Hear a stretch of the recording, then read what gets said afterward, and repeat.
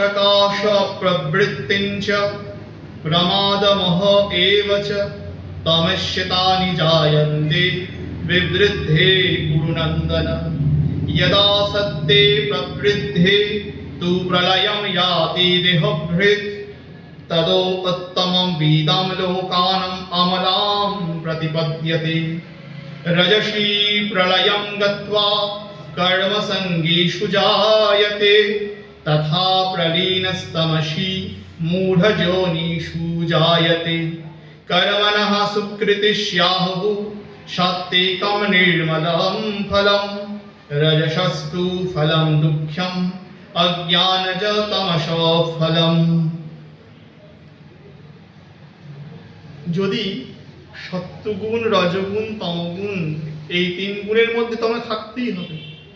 এবার যদি আমার দেহত্যাগ হয়, সাধক কিংবা সাধারণ লোক যেই গুণে দেহত্যাগ করবে সেই অনুসারে তার সেই রকম দেহ লাভ হবে। কোনো ব্যক্তি ধরো সত্যগুণে দেহ ত্যাগ করল, অর্থাৎ মৃত্যুকালে প্রলয়কালে তার মধ্যে সত্যগুণ প্রকাশিত হলো, নির্মলতা জ্ঞান শুদ্ধি প্রকাশিত হলো। ভগবান বললেন তিনি উত্তম লোকে যাত্রা করেন, অর্থাৎ তিনি দিব্য লোকবাসী হয়, অর্থাৎ তিনি ব্রহ্মলোক কিংবা স্বর্গলোকে অবস্থান করেন।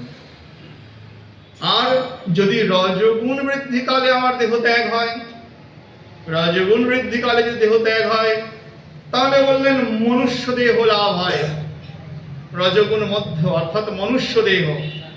আর তমগুণ বৃদ্ধিকালে যদি দেহ ত্যাগ হয় বললেন তমগুণ দেহকালে বৃদ্ধি প্রাপ্ত হলে, মৃত্যু প্রাপ্ত হলে তাহলে অসৎজনী লাভ হয়। এই অসৎজনী আবার দুই প্রকার। কয় প্রকার? দুই প্রকার।